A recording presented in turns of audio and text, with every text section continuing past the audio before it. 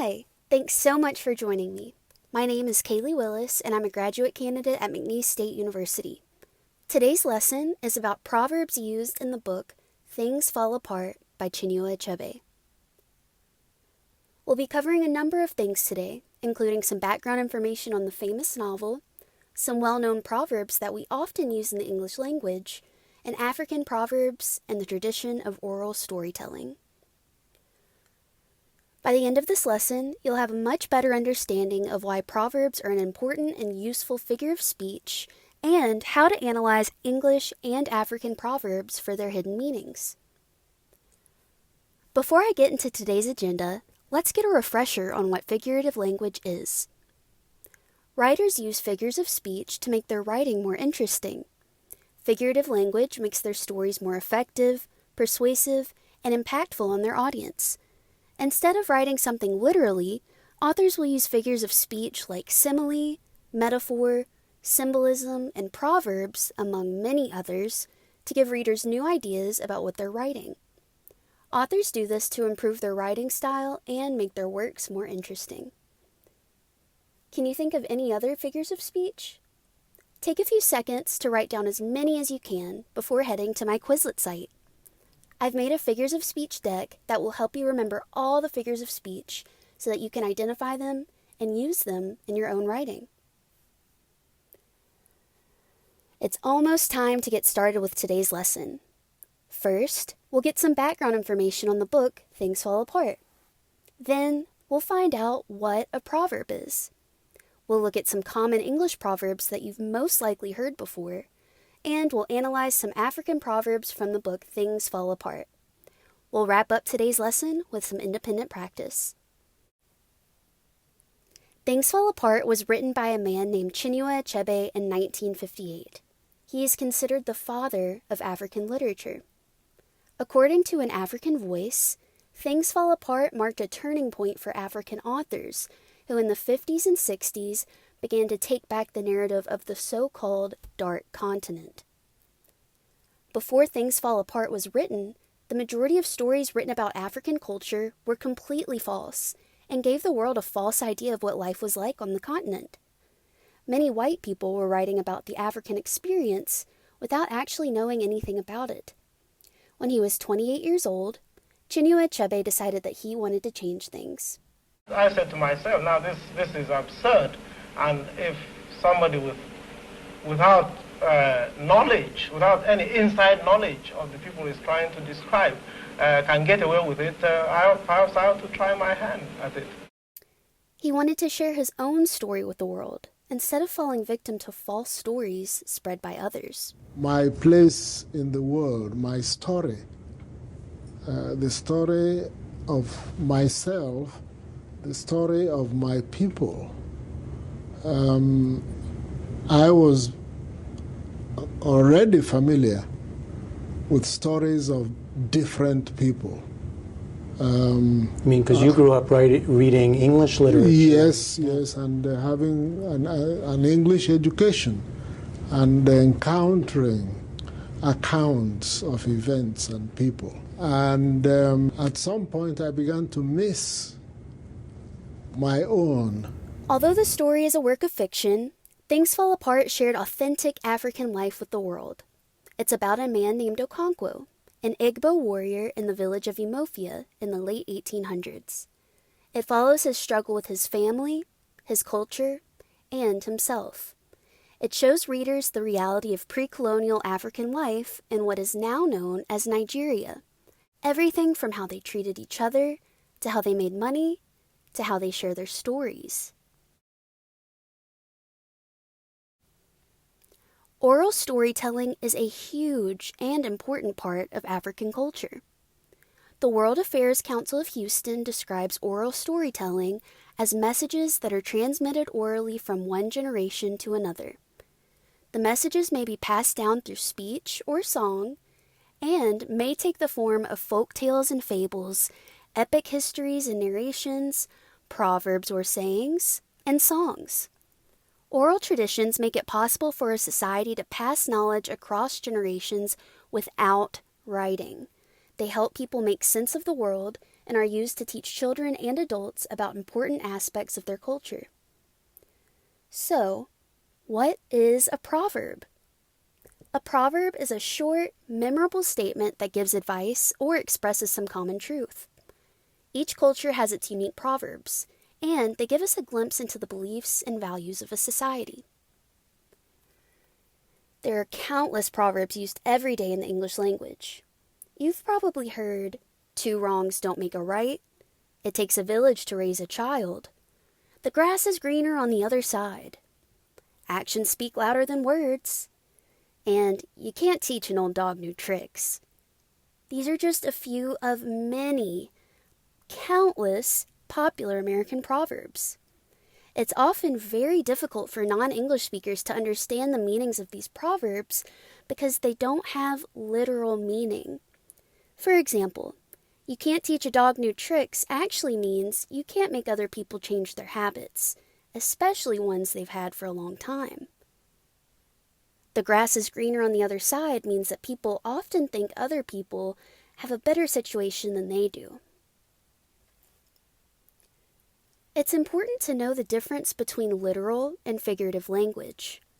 Literal language means that the sentence means exactly what it says, and it can't be mistaken for having some hidden meaning. For example, the sky is blue. My hair needs to be washed. Dogs come in all sizes. Figurative language uses figures of speech like proverbs to describe something by comparing it to something else. Writers do this to create a more interesting work of writing. Let's look at a couple of famous English proverbs and their literal and figurative meanings.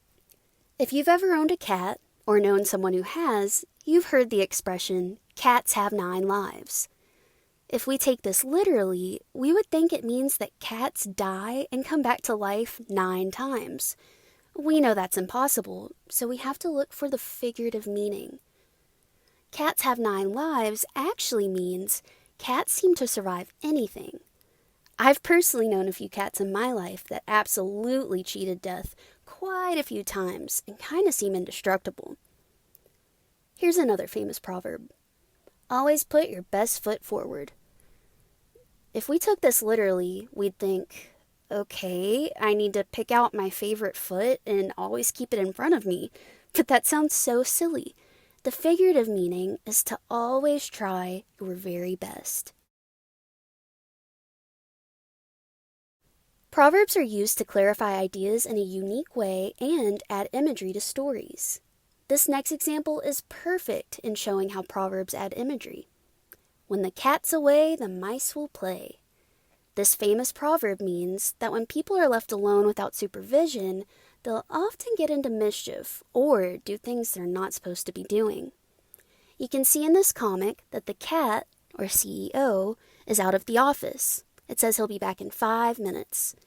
The mice, who would typically be scared of cats because cats like to eat mice, are finally comfortable enough to play around and create a little mischief.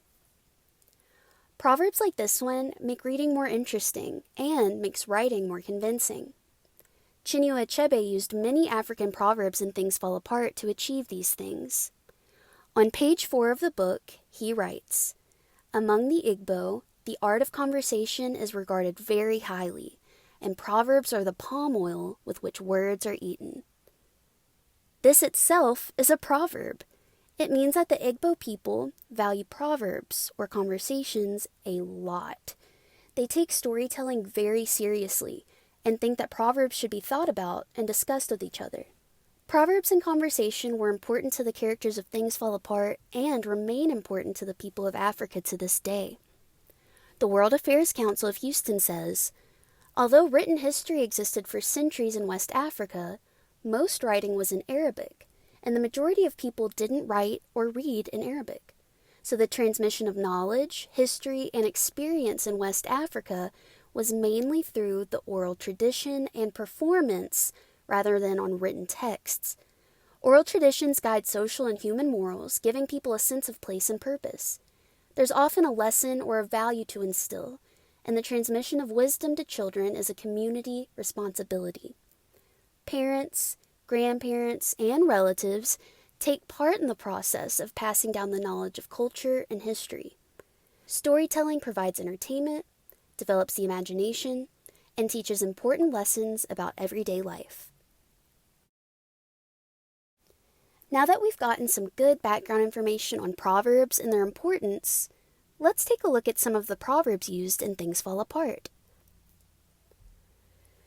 In Chapter 1 of the novel, it says, "And so, although Okonkwo was still young, he was already one of the greatest men of his time.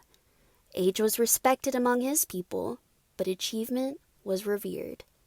As the elder said, if a child washed his hands, he could eat with kings. Okonkwo had clearly washed his hands, and so he ate with the kings and elders." The proverb in this excerpt is, "If a child washes his hands, he can eat with kings." Since this isn't a proverb we're used to hearing here in the Western world, our first instinct is probably going to be to take it literally. The literal meaning would be, as long as a kid is hygienic, they can have dinner with royalty. But that is not the correct interpretation of this proverb. It actually means, if you can work hard, you can achieve anything. Analyzing unfamiliar proverbs like this one takes practice and thought. I'd like for you to reflect on this proverb for the next 30 seconds. What is an example of a time this proverb would apply to your life or someone you know's life?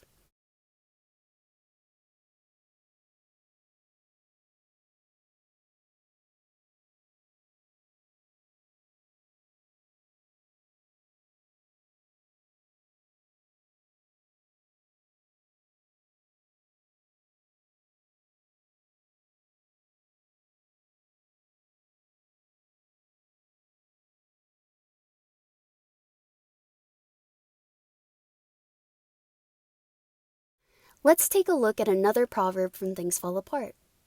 In Chapter 1, the character Yunoka is talking to someone he owes money to.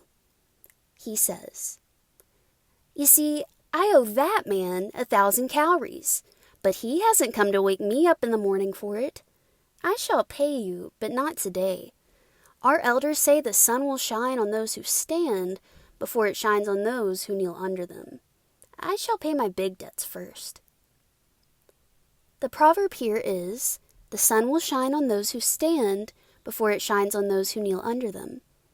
The literal meaning would be that the sun actually shines on people who kneel down after it shines on people who are standing up. And that's obviously not true, so let's think about the proverb in the context of the story. It means people who work harder or contribute more will be rewarded before people who are lazy or less important. In Yunoka's case, he's telling the man he owes money to that he owes someone else a lot more money, so he's going to pay them back first, since he contributed more. Take 30 seconds to reflect on this proverb. How does it apply to your own life?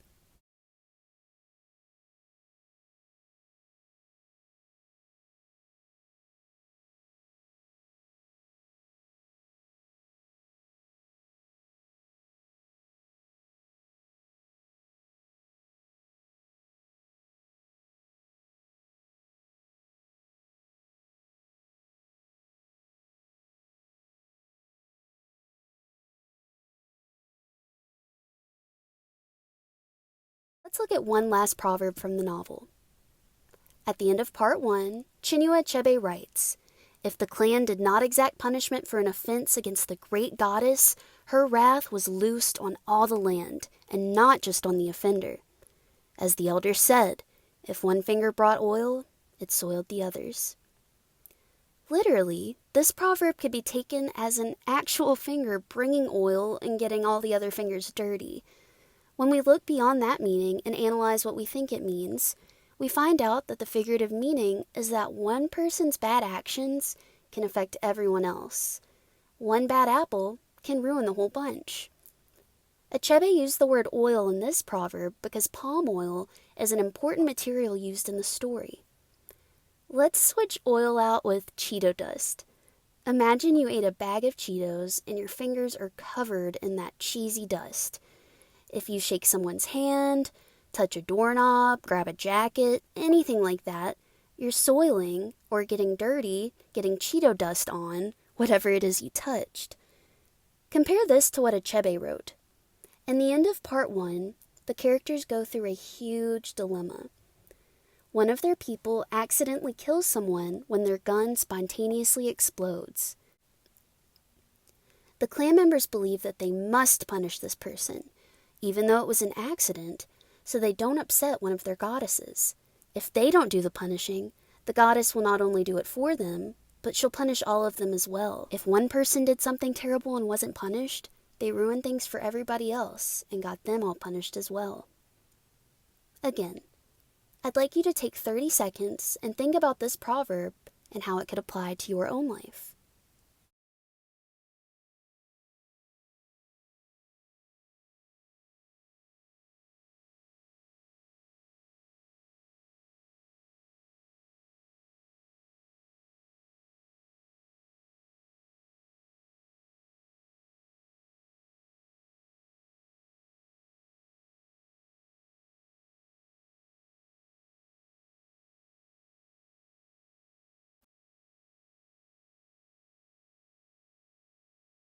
Now it's your turn. Underneath this lesson, you'll be able to do some independent practice, and I've also provided some supplemental information that will help you better understand African proverbs, English proverbs, and the novel Things Fall Apart as a whole. Thanks so much for watching.